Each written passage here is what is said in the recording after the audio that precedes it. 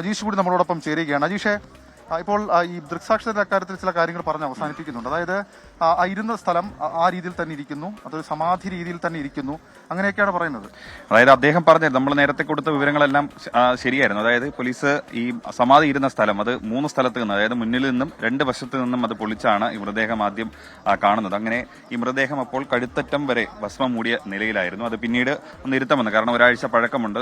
സ്വാഭാവികമായിട്ട് ഭസ്മം ഒന്ന് ഒരല്പം കഴുത്തിന് താഴേക്ക് വരെ എത്തിയിരുന്നു. ആ നിലയിലായിരുന്നു മൃതദേഹം ഉണ്ടായിരുന്നത്. കഴുത്തിൽ രുദ്രാക്ഷമാല ഉണ്ടായിരുന്നു. വസ്ത്രം കൊണ്ട് പൊതിഞ്ഞ നിലയിലായിരുന്നു. ഈ ഭസ്മം മൂടിയ നിലയിൽ വസ്ത്രത്തിന്റെ ചിലപ്പോൾ നിറം ഒക്കെ മാറിയിട്ടുണ്ടായിരുന്നു. അധികം ശരീരഭാഗങ്ങൾ അഴുകിയിട്ടില്ല എന്നാണ് ദൃക്സാക്ഷികളായിട്ടുള്ളവർ പറയുന്നത്. പിന്നീട് പോലീസ് ഏതാണ്ട് 7:15 തുടങ്ങിയ ഇൻക്വസ്റ്റ് ഏതാണ്ട് 8:30 തന്നെ പൂർത്തിയാക്കുന്നു. 1.25 മണിക്കൂർ നീണ്ട ഇൻക്വസ്റ്റ് പൂർത്തിയാക്കിയതിനു ശേഷം മൃതദേഹം സ്ട്രെച്ചറിൽ കയറ്റി നേരെ മെഡിക്കൽ കോളേജിലേക്ക് കൊണ്ടുപോകുന്നു. അധികം പഴക്കമുണ്ടാകാത്തത് കൊണ്ട് തന്നെയാണ് സ്പോട്ട് ഓട്ടോപ്സി വേണ്ട എന്ന് പോലീസ് തീരുമാനിക്കുന്നത്. അങ്ങനെ ഫോറൻസിക് സർജന്മാരുടെ നേതൃത്വത്തിൽ മൃതദേഹം നേരെ മെഡിക്കൽ കോളേജിലേക്ക് കൊണ്ടുപോകുന്നു. ഇനി അവിടെ നടത്തുന്ന പരിശോധനയാണ് ഏറ്റവും പ്രധാനപ്പെട്ടത്. അതിൽ ഈ മരണത്തിൽ എന്തെങ്കിലും അസ്വാഭാവികത ഉണ്ടെങ്കിൽ അല്ലെങ്കിൽ അങ്ങനെ കണ്ടെത്തുകയാണെങ്കിൽ ഈ കുടുംബത്തിന്റെ കാര്യം കൂടുതൽ പ്രശ്നമാകും. പ്രത്യേകിച്ച് 2 മക്കളും അതേപോലെ തന്നെ ഭാര്യയും അടക്കമുള്ള അവർ പറഞ്ഞിരുന്ന മൊഴി തുടക്കം മുതൽ ആവർത്തിച്ച് പറഞ്ഞുകൊണ്ടിരുന്ന മൊഴി എന്ന് പറഞ്ഞു കഴിഞ്ഞാൽ കഴിഞ്ഞ വ്യാഴാഴ്ച രാവിലെ 10:30 അദ്ദേഹം തനിയെ എണീറ്റ് നടന്നുപോയി. അദ്ദേഹത്തിന് ചില അസുഖങ്ങളുണ്ടായിരുന്നു, ജീവിതശൈലി രോഗങ്ങളൊക്കെ ഉണ്ടായിരുന്നു. ആ രോഗത്തിനുള്ള മരുന്നും കഴിച്ചതിന് ശേഷം അദ്ദേഹം 10:30 സമാധിയിരിക്കാൻ പോകുന്നു എന്ന് പറഞ്ഞ് അവിടെ പോയിരുന്നു.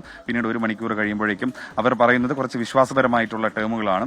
അങ്ങനെ അദ്ദേഹം സമാധിയിലേക്ക് പോയി എന്ന് പറയുന്നു. പിന്നീട് അവർ പുലർച്ചെ വരെ നീണ്ട വലിയ പൂജകൾക്ക് ശേഷം സമാധി കല്ലറ ഒരുക്കുന്നു, കൃഷ്ണശില ഉപയോഗിച്ച് സമാധി കല്ലറ പൂർണ്ണമാക്കുന്നു എന്നൊക്കെയാണ് കുടുംബം പറഞ്ഞുകൊണ്ടിരുന്നത്. പിന്നീട് പിറ്റേ ദിവസം ഇവിടെ ഈ ഗോപൻ സ്വാമി പറഞ്ഞതനുസരിച്ചിട്ട് ഈ സമാധി ഇരിക്കുന്ന സമയത്ത് മറ്റാരും കാണരുത്, കുടുംബാംഗങ്ങൾ മാത്രമേ ഈ സമാധി ബന്ധപ്പെട്ട് ആ ചടങ്ങുകൾക്ക് സാക്ഷിയാകാവൂ എന്ന് അദ്ദേഹം പറഞ്ഞു. കൂടി അജീഷെ, അതായത് ഇതാണ് നമ്മൾ ഈ കല്ലറ ഉണ്ടായിരുന്ന സ്ഥലം.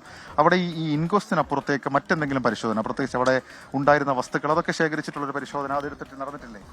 അവിടെ അതൊക്കെ അതായത് ദൃക്സാക്ഷികൾ പറഞ്ഞതനുസരിച്ചിട്ട് അവിടെ കർപ്പൂരവും കുറച്ച് പൂജാദ്രവ്യങ്ങളും അതിൽ ഭസ്മം മാത്രമാണ് ഉണ്ടായിരുന്നത്, മറ്റു കാര്യങ്ങളൊന്നും ഉണ്ടായിരുന്നില്ല. നമ്മൾ കഴിഞ്ഞ ദിവസങ്ങളിലടക്കം അത് നേരിട്ട് കണ്ടതാണ്. അതായത് ഇതിന് പുറത്തൊക്കെ നമുക്ക് കാണാമായിരുന്നു, അതിനടുത്തൊക്കെ പോകാമായിരുന്നു. ഇന്ന് മാത്രമാണ് അതിനകത്ത് പോലീസിന് ഒരു ചുറ്റും ടാർപോളിൻ കെട്ടി ഒരു മറച്ചുകൊണ്ടുള്ള പരിശോധന നടന്നത്. ചുറ്റുമൊന്നും മറ്റു കാര്യങ്ങളൊന്നും ഇതുവരേക്കും ഉണ്ടായിരുന്നില്ല. അതിനകത്ത് കണ്ട കാര്യങ്ങളാണ് ദൃക്സാക്ഷികൾ, അതായത് ഇവിടുത്തെ വാർഡ് കൗൺസിലർ കൂടിയാണ്. അദ്ദേഹം പറഞ്ഞതനുസരിച്ചിട്ട് അവിടെ മറ്റ് സംശയാസ്പദമായിട്ടുള്ള ഒരു കാര്യങ്ങളുമില്ല.